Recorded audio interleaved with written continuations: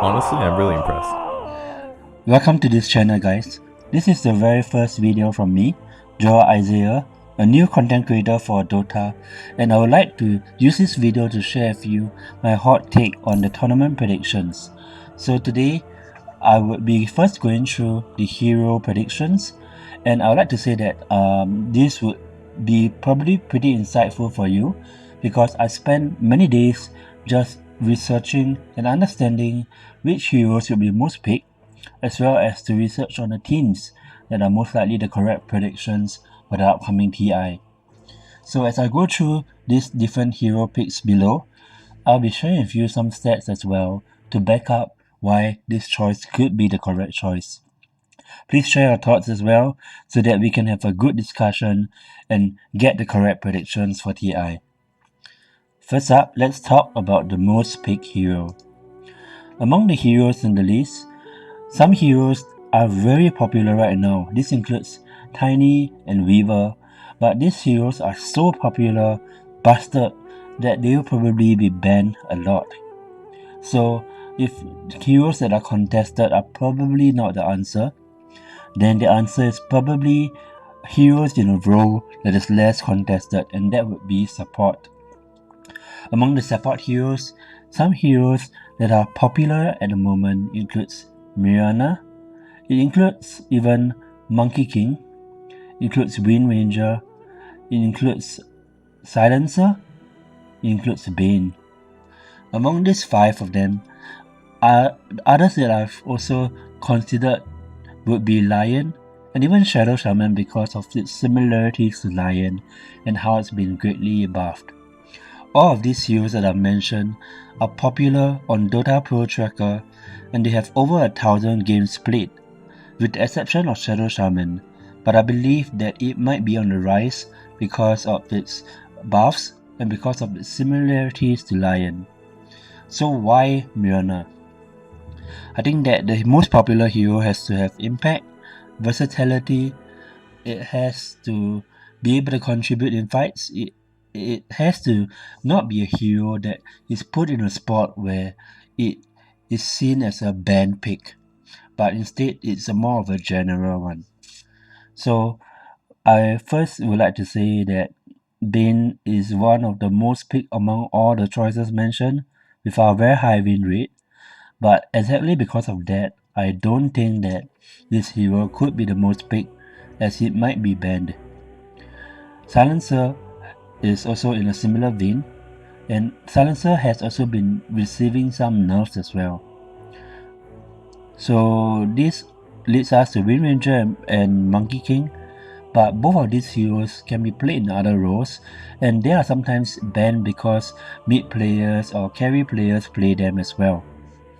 So for Lion and for Shadow Shaman, why not pick those then? The reason that I did not pick those is that I think although these heroes are strong, they have been performing well in any major and previous tournaments, they may not be the hottest right now. Possible reasons could include that the meta has changed. Previously, there's a super hard farming carry.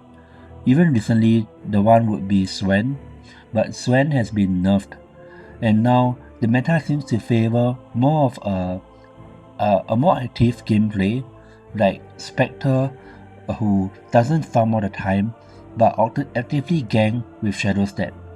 So these supports like Lion and Shadow Shaman, although they can just play around the map, but they no longer can run around to catch that hard carry as strong as they could.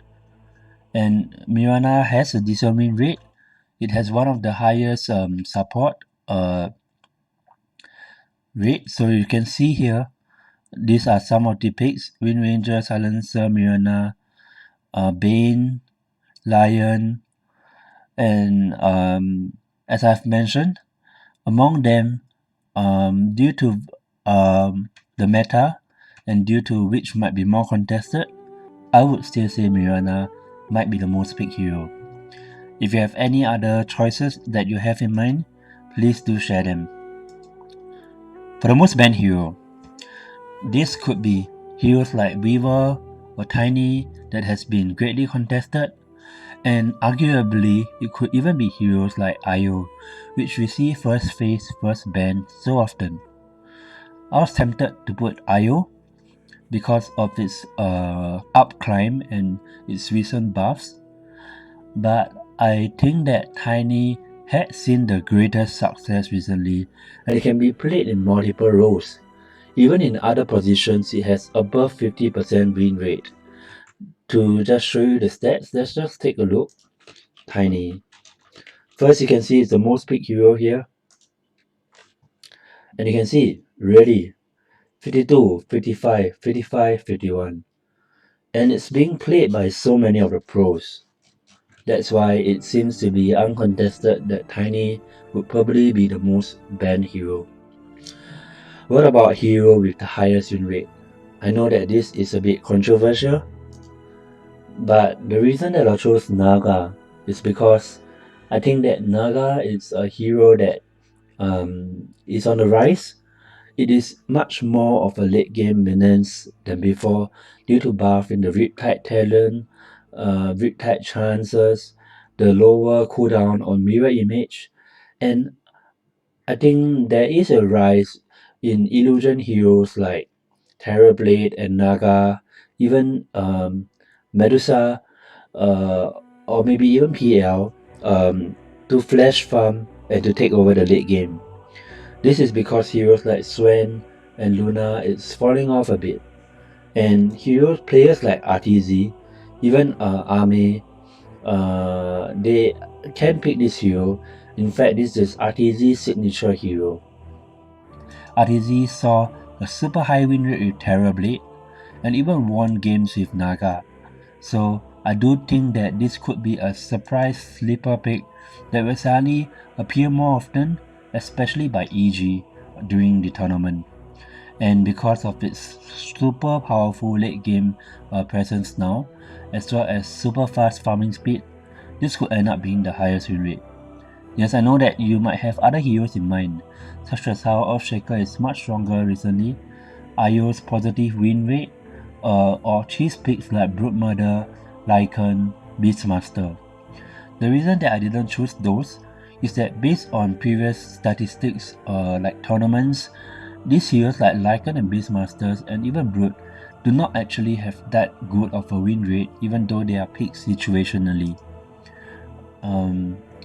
Among them, Naga seems to just have a very high win rate, and because it's consistently more often picked in the carry role, although it can be picked in the support role, its win rate should be quite consistent.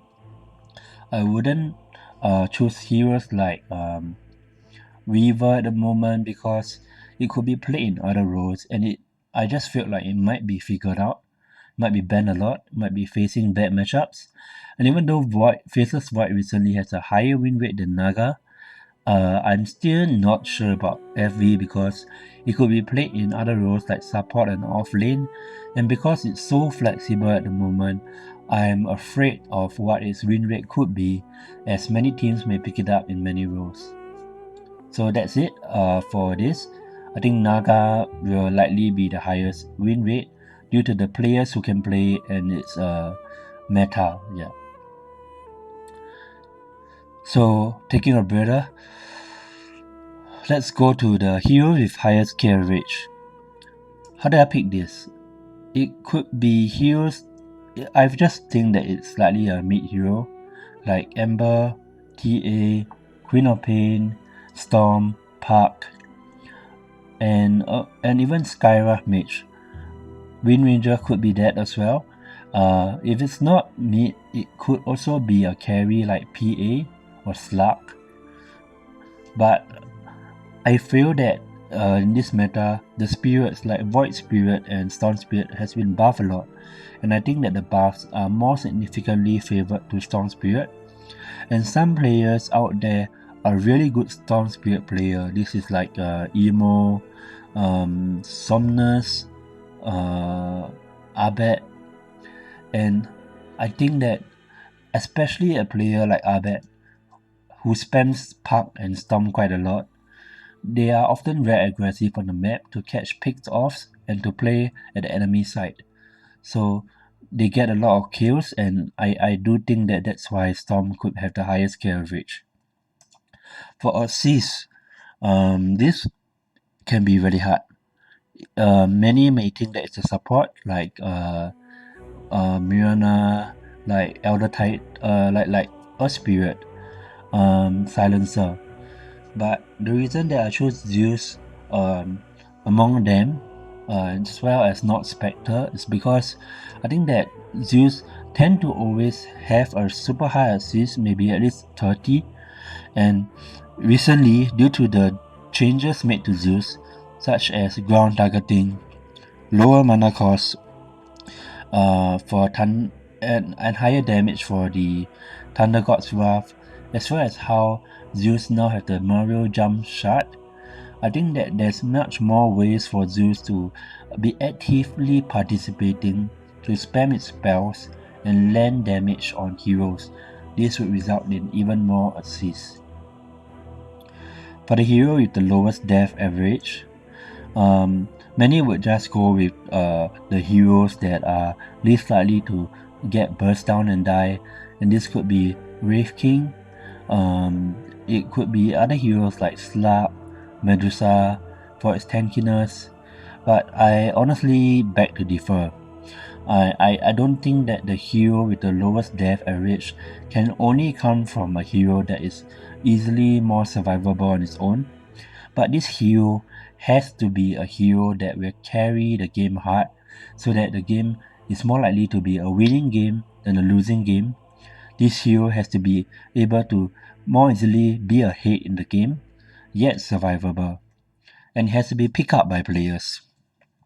So heroes like Medusa, yes, he's tanky and all, but I think that if he doesn't get off a good start, he can be easily focused down and his team get destroyed, or he get destroyed and then he just dies, and it's more Medusa is more of a general pick, so any team may pick it, and this may not lead to it having a lowest death average. So AM I feel is different. AM has been on the rise recently due to other farming heroes nerf like Klings and Sven, and instead AM now has like the -1 second blink cooldown talent at level 10, and AM has been on the rise for its KDA and farming speed. One stat you can see right here, he has the highest goal and the highest assist. That's crazy, right? Or almost the highest goal if you don't look at Arc Warden and Alchemist. And that's just pretty impressive. And he has decent win rate as well. And some players have been spamming it. For example, if you look at RTZ, he has been spamming AM, and this seems to be his most successful heroes recently. Yes, Medusa is good, but as I mentioned, it is a general pick, and I'm suspicious of that. So yeah, I think AM is the one. His shard itself makes him more survivable as well. So let's move on to the last four quickly. Naga. I think that Naga would have the highest last hit average, similar reasons to it being highest win rate.